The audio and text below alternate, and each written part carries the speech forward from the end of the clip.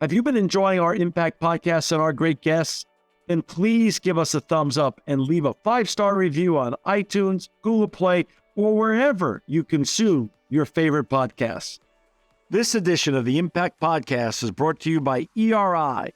ERI has a mission to protect people, the planet, and your privacy, and is the largest fully integrated IT and electronics asset disposition provider and cybersecurity-focused hardware destruction company in the United States, and maybe even the world. For more information on how ERI can help your business properly dispose of outdated electronic hardware devices, please visit eridirect.com. This episode of the Impact Podcast is brought to you by Closed Loop Partners. Closed Loop Partners is a leading circular economy investor in the United States with an extensive network of Fortune 500 corporate investors, family offices, institutional investors, industry experts, and impact partners. Closed Loop's platform spans the arc of capital from venture capital to private equity, bridging gaps and fostering synergies to scale the circular economy. To find Closed Loop Partners, please go to www.closedlooppartners.com.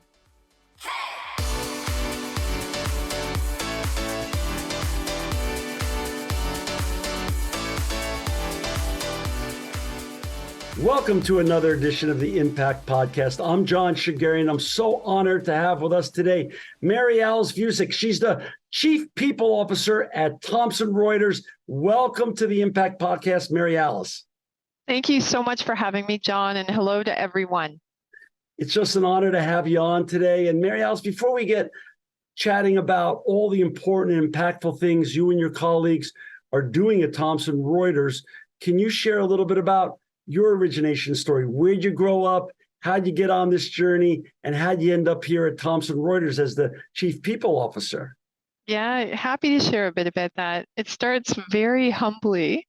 I grew up in southwestern Ontario, so I'm based in Toronto, and about 4 hours west of here is where I grew up. And I started working while I was in school in family businesses. And my parents, I'm a first-generation Canadian. My mother is an immigrant to Canada. My father was born from immigrants to Canada, and they always had a commitment to giving back to the communities, supporting other immigrants, and that really inspired in me and my brother and sister the same focus. And so I grew up with that, and then in the roles, I had the benefit of working for companies that had a very strong purpose orientation, and that grew with each role. And certainly when Thomson Reuters reached out and I got to learn more about the organization and what they do, what really drew me in was the kind of work and the social impact that the organization has. So I get to marry two passions of mine, which is social impact and talent, helping people achieve their potential. Got it. So, back 20 years ago, when I started my company in the recycling industry, and 16 years ago, we started this, what was then a radio show and now has become a podcast. A lot of these roles didn't exist. Chief Sustainability Officer, Chief Impact Officer, Social Impact Officer, even in many ways, Chief People Officer wasn't around. And every brand, what we found, Mary Alice, is that these titles mean different things. And with regard specifically to your role at Thomson Reuters, what does Chief People Officer mean in terms of what do you manage and what parts of the business do you bring together and report on? Yeah, here at Thomson Reuters, within my group, I lead the human resources team. Okay. I lead our corporate affairs communications team, and I also lead our social impact and ESG team. So we bring that all together, which is phenomenal because we get to leverage our people and bring our people forward as ambassadors. Wow. So talk a little bit about HR. HR, before I ever had my recycling company and I had a .com and we never had a director of HR. Well, it was a small company that got kind of big, but I still never, we did the hiring ourselves as the founders and the firing ourselves.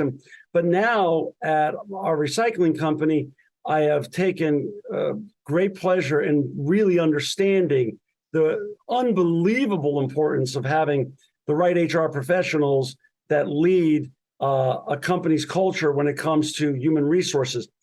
How has human resources evolved pre-COVID and post-COVID? Because it seems like the world has changed for sure. I'm not sure where it's going to end up landing, but with regards to human resources and all these, hybrid working, everybody work from home is okay. Now everybody come back to the office or else you get fired, or now you're able to do hybrid.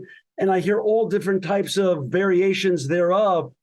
Where do you feel we are in that journey, and where is Thomson Reuters with regards to the HR landscape pre-COVID, and then now, of course, in a post-COVID world? Yeah, that's such an interesting question. COVID has had, and the pandemic has had, just an incredible transformation of work. It's dramatically accelerated the future of work and shifted. And there were a number of things that happened as a result of it that I think has driven much more of a focus on talent and culture in organizations, and also social impact. The first is organizations had to quickly protect the safety of their people and change how they operated. And so HR was very often the leader in organizations supporting that shift. And so HR kind of came to the forefront in that crisis management. And then as the pandemic continued and there was less movement of talent around, we saw a bounce back of that, and it led to the Great Resignation as people really reflected on their lives, reflected on what they were doing, looked for opportunities for change. We saw a huge increase in turnover across organizations around the globe, everywhere. And that, again, drove a focus on HR supporting the organizations, or supporting talent retention, building stronger culture, understanding what would retain and attract talent. And today, I would say we are with the ebbing of the Great Resignation. People are looking for greater focus on career development, especially with the transformation coming through generative AI and AI more broadly.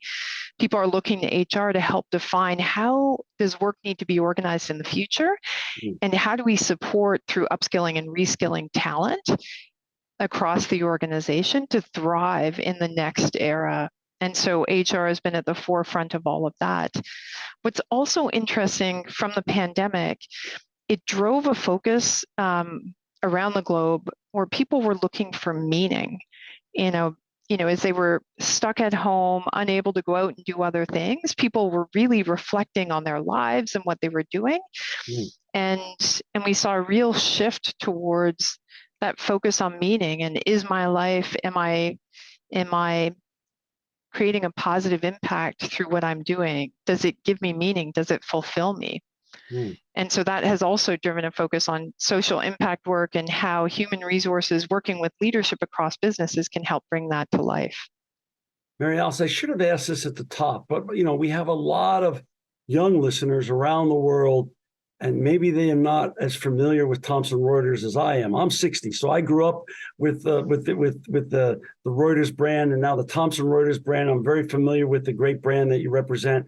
But for our listeners and viewers who are not familiar, share a little bit on a macro basis of the size of Thomson Reuters around the world in terms of a number of employees and things of that such sort, and the actual mission, the core business of Thomson Reuters. Yeah, Thomson Reuters is a B2B, so business to business organization. So a lot of individuals don't necessarily know who we are. We have about 27,000 employees. We operate in over 70 countries. Wow. We're almost $7 billion in annual revenue. But the power is in our purpose, which is to inform the way forward. We're a global leader in information services and content-driven technology.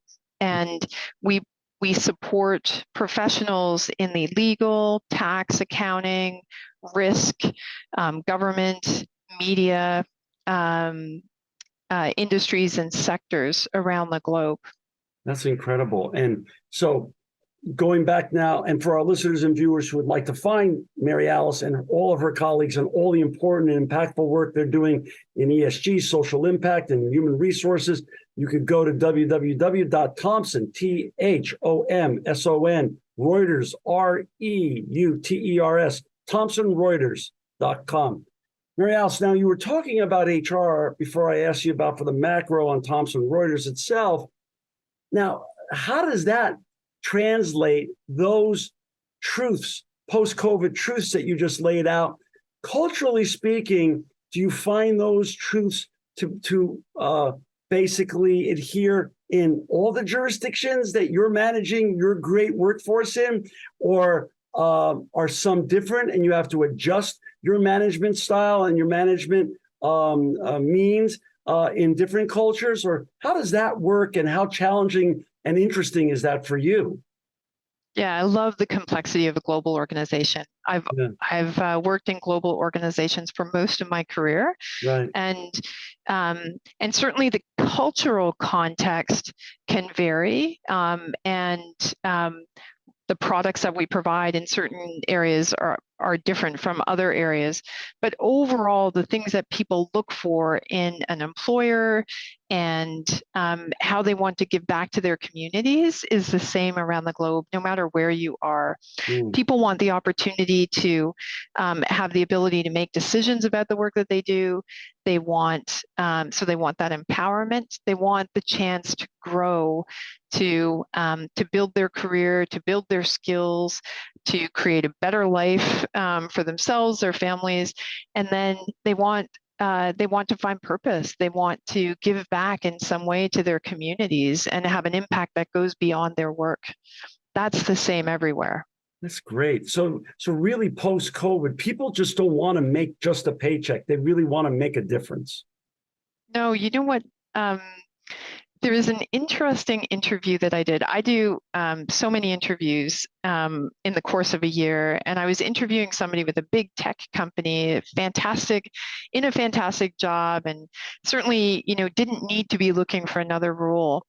And I asked him, so why are you interested in this role? And he said, at the core, I want my young daughters growing up, knowing that their dad made a difference in the world. And I feel like I can do that at Thomson Reuters. And I think that just, that is an example. I've heard that, from so many people, whether here or outside, where people are just looking for more impact, more purpose, more meaning to their lives. And how they do that through work has really come to the forefront. That's really great, because as you and I know, money comes and goes. We all need to buy groceries and keep the lights on. But really enjoying your work and feeling like you're making a difference really can fuel a person's spirit and life and journey and make it that much more enjoyable. It's just really so much better. Absolutely. And when we were all stuck at home, not able to go to restaurants, not to go on vacations, not socialize. Right. That's what people were thinking about. What does my life mean? And without judgment, because this is just, to me, a fascinating, I'd love just to understand more. What's the policy today? And I know it's always open to change and evolve today with regards to work at home versus work at the office at Thomson Reuters. How have you and your leadership team managed to balance that fascinating and critical balancing act? Yeah, so we started out right from the start of the pandemic. We said that our decisions about our work environment would be based on the principles of trust, flexibility, and connections. We felt all were essential to how we operate and the relationship that we have with our colleagues. And we've maintained that. We believe in the power of in-person connection, whether that's with our customers, with our colleagues, or with other stakeholders. We also have seen over years, pre-pandemic, certainly, coming out of the pandemic, a real desire for greater flexibility. And Thomson Reuters has always promoted strong work-life balance and believed in the importance of fitting work into your life, not the other way around. And so, so we are hybrid going forward, and we're working on, again, we've said early on that 2 days a week in the office or with customers is what we feel is creates enough of that connection, but also gives people flexibility. And leaders play a critical role in apprenticeship and shaping the culture and training and developing. And so we ask them to come in on average 3 days a week. And so we're still working towards that. And it's great to see examples around the globe of how people are creating those communities and cultures as we work towards, the next normal. Right. In 2022, Mary Alice, Thomson Reuters launched your purpose. What does your purpose mean at Thomson Reuters? And can you tell us from where you sit and where you lead, what is it and why is it important to your great organization? Yeah, this was such an interesting journey. I'm so glad you asked that. Thomson Reuters does incredible work. We stand for justice, upholding access to justice. We stand for truth through the world's, largest and most respected and trusted news organization in the world, Reuters. We turn the wheels of commerce and support transparency of markets through our tax and accounting products.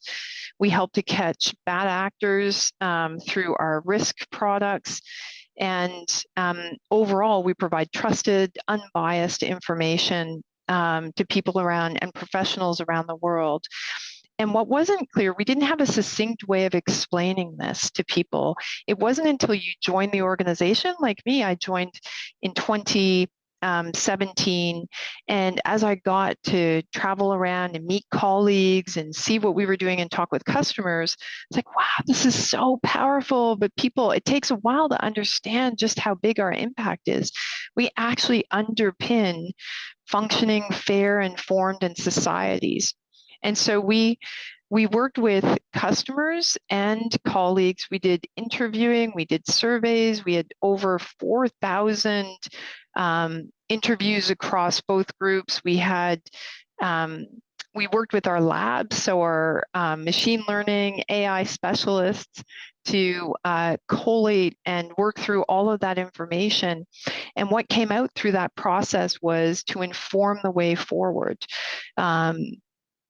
And that has been so powerful for our people. When they think about the work that they do, we are informing the way forward towards a more trusted future, towards a more informed society. Again, the things that we do underpin functioning societies and democracies.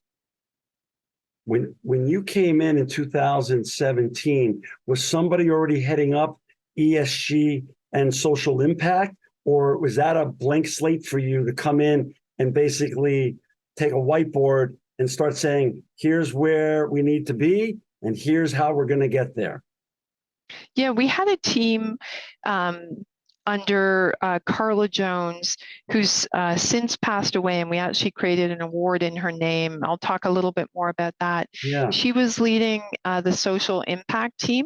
Yeah. And that team moved over to my group. And so it was a bit of a blank slate. We had fantastic work happening around our community involvement, community engagement, and we wanted to dramatically expand that, and we hadn't articulated our purpose. And there was an opportunity to link multiple pieces of work that were happening across the organization together. And so we really put that work, started that work in earnest in 2019, 2020. And we've been able to also align in a number of ways with our foundation, which is the vehicle for most of our philanthropic efforts, the Thomson Reuters Foundation. Before we go to the foundation, which I want to hear all about, can you talk a little bit about what, ESG now? I mean, ESG didn't exist as an acronym, right, even 10 years ago. Let's just say that it wasn't being talked about. But now the issue of social impact, social justice, ESG, inclusivity, diversity, sustainability, the shift from the linear to circular economy, planet positive behavior. All Yes. these things have been very normalized in the last very short 3 to 4, maximum 5 years. What did it, you came in 6 years ago, just when that transition was really starting Exactly. to take off. How do you figure? I mean, it could be, what we've learned over the years, what I've learned over the years, Mary Alice, is it could be this wide, it could be this wide.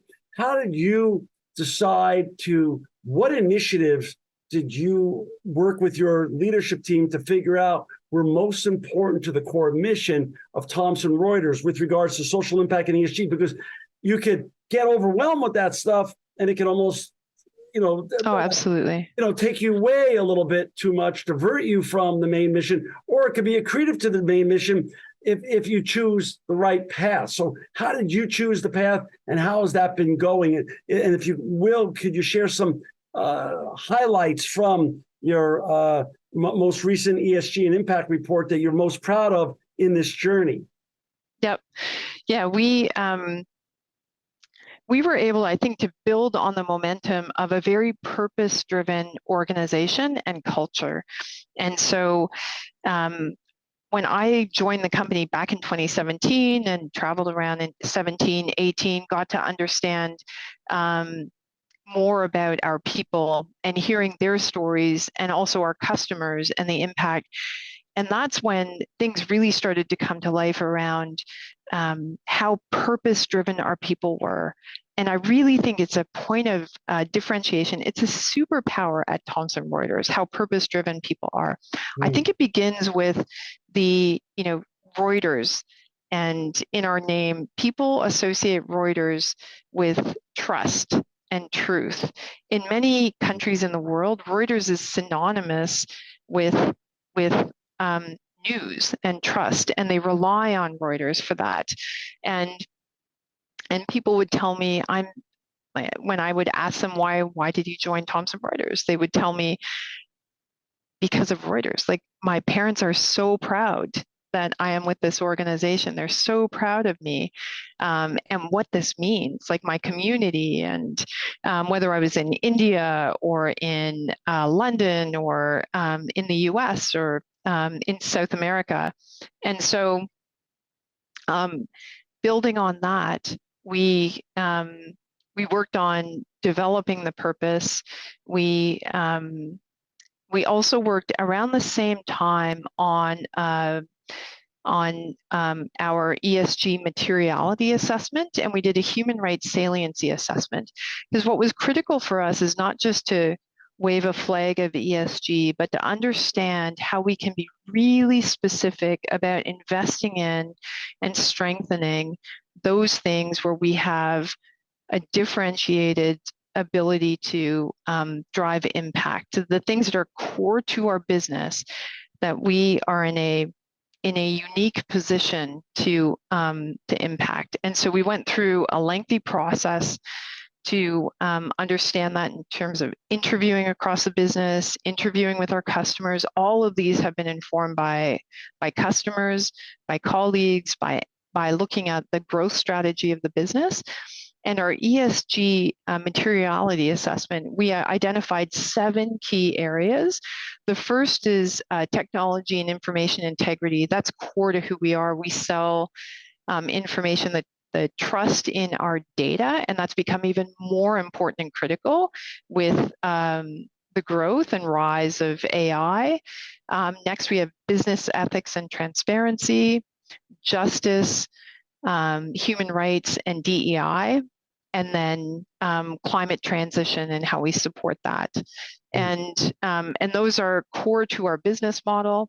We also conducted our human rights saliency assessment to identify which areas are the ones where we have the greatest risk, and aligned our overall ESG strategy, incorporating both of those. I think another key part of this has been governance. And the Social Impact Institute, Kelly Wellman and Kate Friedrich, worked very closely with our governance committee of the board to to oversee the strategy, and then we work with different committees of the board. So we have very clearly articulated governance of our strategy. It is directly aligned to the business, our products, and again, those areas where we are uniquely positioned to drive impact. And then we report on it. You saw our social impact report, or we've talked about our social impact report. That's a really important accountability measure for us in communicating what our objectives are and then reporting on our progress or where we have challenges. And for our listeners and viewers to find it, they can just go to thomsonreuters.com. Correct. That's right. For our listeners and viewers who just joined us, we've got Mary Alice Vuicic with us today. She's the Chief People Officer at Thomson Reuters. Again, to find Mary Alice and her colleagues and all the amazing impacts they're making to make the world a better place, please go to www.thomsonreuters.com. There you can also find their most recent 2022 social impact and ESG report. Let's go back now, circle back to what you mentioned a few minutes ago, Mary Alice, the Thomson Reuters Social Impact Institute. And what exactly does that do? So the Social Impact Institute leads the strategic direction of our ESG framework and our and the initiatives that we undertake. They lead all of our programming around ESG. They led the development of the strategy. They also lead a number of programs, whether with our customers and our colleagues. I do think that's another way that we are differentiated in this, and that we work very closely across our customers with the professionals who we serve on ways that they can give back. And so the Social Impact Institute and also the Thomson Reuters Foundation work on that. I can give some examples of some of the great work that the Social Impact, they help individuals and families navigate through crisis situations and work to stabilize their homes, stabilize their lives for a better future. And there were, I think, 5 other colleagues with me who were working with this organization. We had a number of meetings over the course of 3 weeks and helped them solve and develop a strategy that they had been working on. And there's so many examples of that. We actually had, when we did a readout of the work that we did, we had our people crying about the impact they had and partnerships people continued to work with organizations. That's one that's just growing in scope and scale.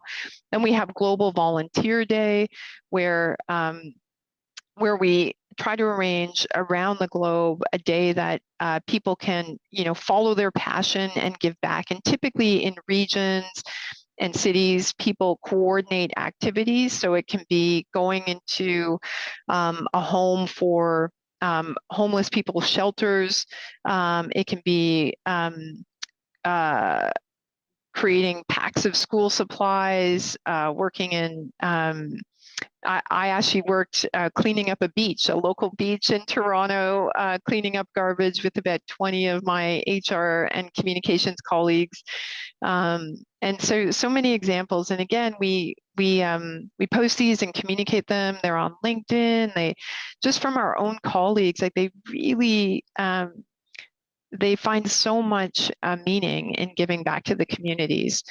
And those are just through the colleagues. We have other examples of work that the Social Impact Institute does through our customers and across many other areas. When was the Social Impact Institute created and started? So I think that was started, it was before me. So I think it was around, the work began in, 2015. Again, there were disparate pieces, and I think a lot of organizations have gone through a similar path, where there are disparate community engagement activities, and we kind of brought those together into a more coordinated strategy, and then again we put research and data and metrics around it with the ESG assessment, with the human rights saliency assessment, and the alignment to our strategy. So we have, in my view, quite a strategic approach today with the governance of the board, and we're making great progress. Mary Alice, I've been to your beautiful, I've had the honor to come to your city, beautiful city, on numerous occasions in my life. And it's a very green city. When I say green, very forward thinking with regards to sustainability and the environment. In terms of the environment, talk a little bit about your strategy with regards to decarbonization and other timely topics that are here to stay as we all get to live through the hottest year in world recorded history, and decarbonization's on, everyone's mind right now, as we just saw with the fires in Maui, the tragic fires in Maui, and other things going on. It's not going to slow down these weather events and other things.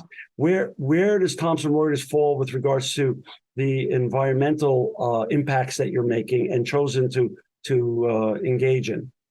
Yeah, this is one of our top 4 ESG objectives and focus areas. In 2020, we signed on to the Science Based Targets Initiative, committing to reduce Scope 1 and 2 greenhouse gas emissions by 50% by 2030. We're ahead of our targets, and 100% of our operations are fueled through renewable energy today. And we just had tremendous participation by our colleagues. We purchase renewable power and match electricity usage with renewable energy credits. We've reduced our energy Scope 1 and Scope 2 emissions. We're, like many organizations, business travel is down significantly. We're 66% below 2019. I mean, the work that we do, John, doesn't create the same footprint as many other organizations. So we do a number of things through our products, through the relationships with our customers to support this. One of them is convening, actually, a number of conferences are convened by us, whether it's Reuters events, whether it's the Thomson Reuters Foundation or the charity that we support.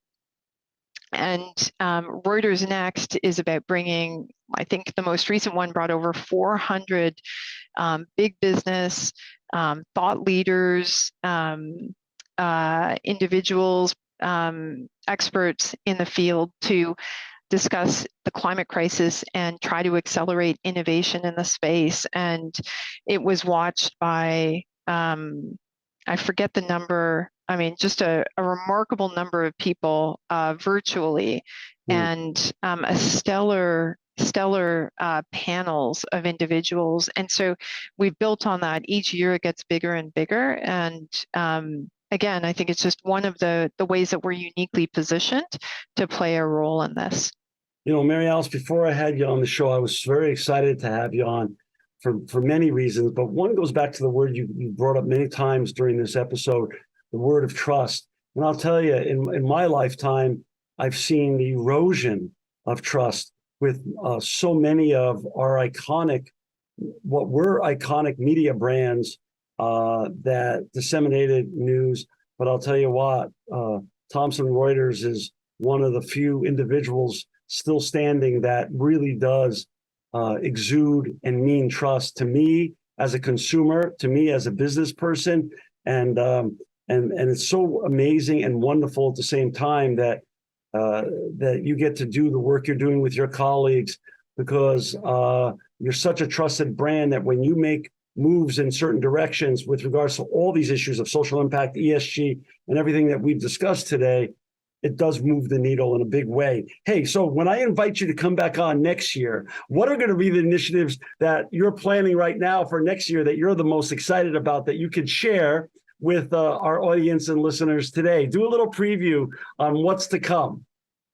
Oh my gosh, that's an awesome question. I just want to go back quickly to trust, which you brought up. A lot of people don't realize that we have really unique governance here. We're governed by the trust principles. I don't know of another company that has this. It is, we have to provide unbiased information. We have to maintain the integrity of the news and information that we provide. So we cannot provide biased information. It's not possible within our governance structure. No other organization, especially at a time like this when trust and truth are under assault. That is so unique in Thomson Reuters. And what we want to do is talk more about that in the next year. Talk about trust, truth, how we can support, again, do more around convening individuals. We have an upcoming trust conference in October in London, which is free.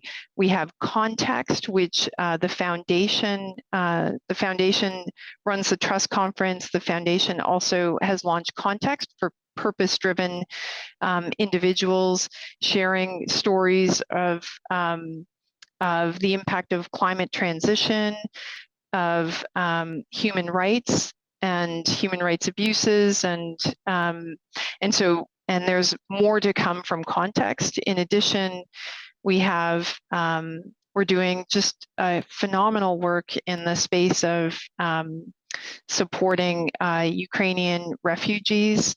We're looking to do more of that to again help protect individuals and catch bad actors. In the past year, we have launched the Be Safe campaign. When Russia invaded Ukraine, over 5 million refugees fled. Now it's over 12 million. And through our technology, we were able to see that a growing demand for Ukrainian women and children for sexual exploitation. And we shared that with the Organization for Security and Cooperation in Europe, the OSCE, to raise and developed a campaign to raise awareness of the risks to Ukrainian women and children. And we've had thousands of refugees accessing this information and protecting them and keeping them safe from traffickers. We have much more to do in these spaces in the year ahead, and we're really looking forward to working with our colleagues and with our customers to bring these to life.